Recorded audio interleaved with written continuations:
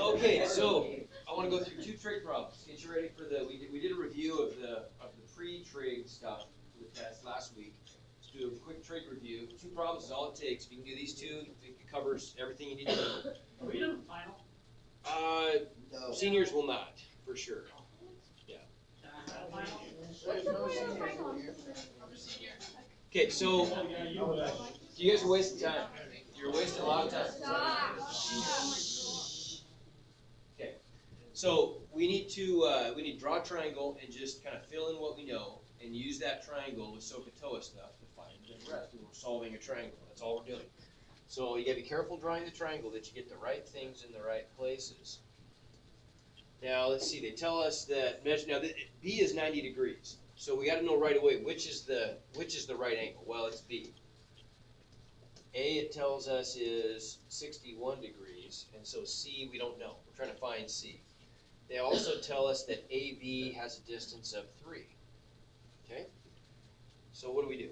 How do I fill in all this stuff? How do I fill in angle C? 90 plus 61 minus 1, or 90 Okay. minus 61. Okay, good. So we know that I can subtract both of these things from 180, or I know that the sum of the two acute angles, the measures of the acute angles in a right triangle, is always 90, right? So just 90 minus 61 gives us our 29 degrees. We got that. Good. Now we got to fill in two sides. So how am I going to get, say, this side right here, for example? Let's call this side x. How about? How can I set up a SOHCAHTOA relationship to solve for x? Put A for X is A. Okay, so we got to, yeah, it depends now. Which angle are we going to use? 29. Okay, doesn't matter. We can use, now, because the 29 is exact, we didn't round anything there. It's exactly 29 degrees. It's okay to use that as your angle. If you filled in a blank in a triangle, though, with a rounded answer, you don't want to use it in another calculation. You'd rather use the ones that were given to you that were exact. Make sense? So just so we get in that habit, why don't we use the 61? So from the perspective of the 61 degree angle, we've got to label the triangle first of all. And when we say label the triangle, we're always talking about labeling it with O, H, and A, right? Opposite, hypotenuse, and adjacent. So where does the O go in that triangle? On the X. Yeah, so the O, the opposite angle is the one across the triangle from angle A. That's opposite. 3 is adjacent. And then, of course, that's always the hypotenuse because it's opposite the right angle. Yep. So then, which two sides do we want to use in our SOHCAHTOA relationship here? Say it again. O and A. Yeah, good. So O and A, because one of them is 3 and one of them is x, and that's what we're trying to find. So we'd set up a tangent ratio.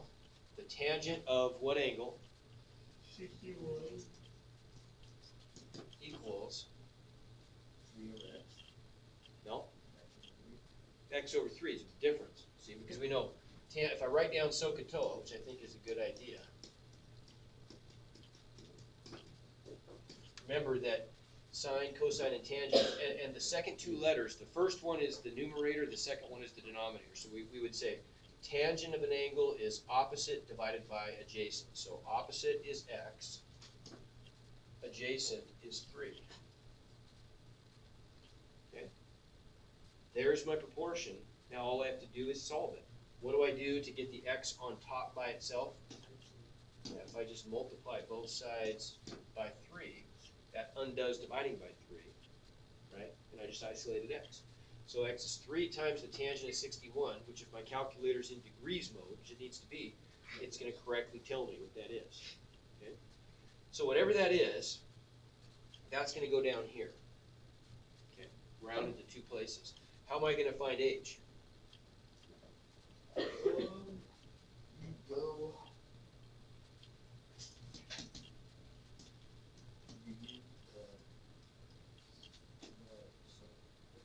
SOHCAHTOA, and I want to use ka this time, don't I? Now, you might be saying, why don't you just use Pythagorean theorem? And we've talked about that possibility, but when we get our answer to x, I'll just write down what it is. If we find out what that is, we have a number to actually point at. It's not an exact answer. Exactly. Sorry, Jacob.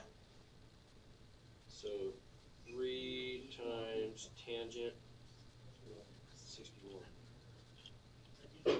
So it's 5.412, blah, blah, blah. So we'd round it to 5.41, but that's a rounded answer. So we don't want to use that in a calculation, do we? No. So we'd rather just use the one that we know. We know 61 degrees exactly, and we know 3 exactly. So let's use the SOHCAHTOA relationship with these two. If I call this side y, then I want to use the a and the h. Well, that's a ka. So we get cosine 61 degrees equals what? 3 over y, adjacent over hypotenuse. Well, there's the adjacent, that's 3, divided by hypotenuse, which is y. Okay, now this is one where, I mean, we got some options for solving this algebraically. We could just cross multiply and then divide to get y by itself, but remember there's a great little trick. I'm telling you guys, it saves you a step. What do you do in a proportion like this? If I've got a number like this on the bottom that I want to isolate? Multiply by reciprocal. No, Negative. I exchange diagonally, right? I can always do that in proportion. The bottom of one side, I can trade places with the top of the other side. So then I end up with a y by itself up here. Y over 1 equals 3 divided by cosine 61. I just put that in my calculator and hit go, and it tells me the answer. Okay, make sense? Okay. Questions? No. Nope, there's still. Hold on. Okay, this guy, slightly different. It looks very similar, it is very similar, but they give you slightly different information. Oh, I got this. This is how Okay, so this time they tell us B is 90.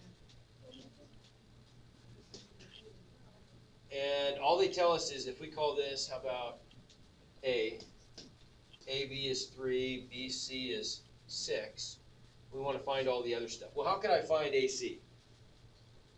You Five, 3 Sure, squared plus yeah. 6 squared. Equals x squared, how about? If we call that x, then we can always, if I know two sides of any right triangle, I can always use Pythagorean theorem to find the other. I just set up a Pythagorean theorem equation and solve for x. So in this case, we get x squared equals 3 squared plus 6 squared. So that's just 9 plus 36 is 45. And then if I square root, I get x is approximately equal to 6.71. So I just remembered, I didn't do it in my head, I just remembered that. So I just remembered it. I didn't do that in my head. So 6.71. But that's an approximate number. It's a rounded number. So do we want to use that in our calculations? No, we don't. We don't. So then now let's get down to the angles. This is the part I wanted to do. This is the harder part. That's pretty simple, Pythagorean theorem stuff. But if I want to find angle A up here, what am I going to do? I don't have any other angles to subtract from. So I want to set up a SOHCAHTOA relationship and use our inverse trick, right? So from A's perspective, we already said, what's this side going to be? Okay, adjacent, so A, what's this one? O. And so I want to use TOA, don't I?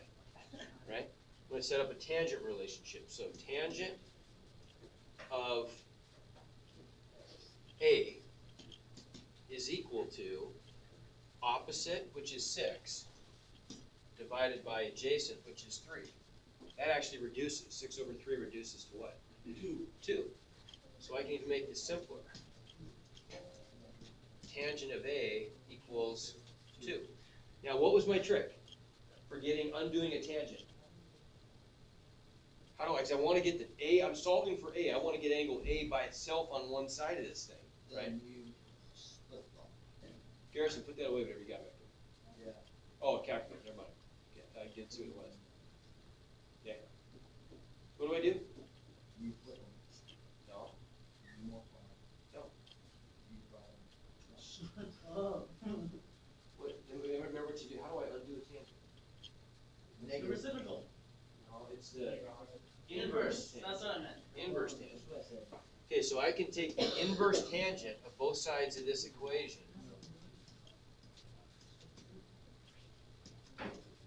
Right? And what does that do? The inverse tangent its job is to cancel the tangent, and so I just get an A by itself, right? That's my trick for getting that A by itself, for isolating A.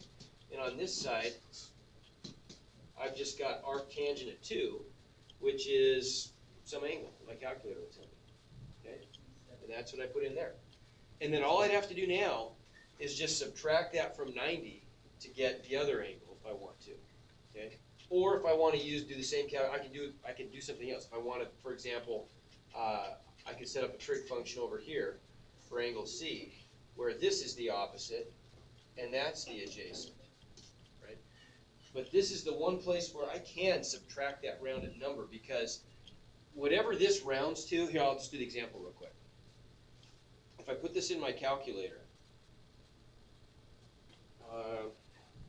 so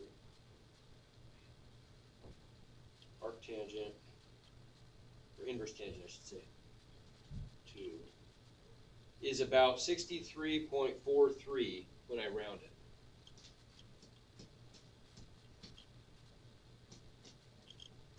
Okay, so I can plug that in. Okay, 63.43 degrees.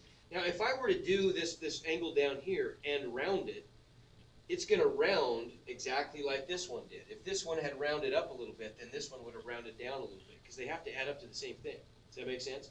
Yeah. So this is one case, kind of an isolated case, where it's okay to use this in a calculation, because I'm just subtracting this rounded angle from exactly 90. Okay, does that make sense? Yeah. If I had done this one by itself, I would have just gotten the answer, the unrounded answer. I would have gotten the unrounded answer, 26.565, blah, blah, blah. Well, if I round that, it's going to round to exactly what 90 minus this is. Okay. But if you're unsure, just start over and just use this angle and use an inverse trig function if you want it. That's fine. Okay. Yeah, loud.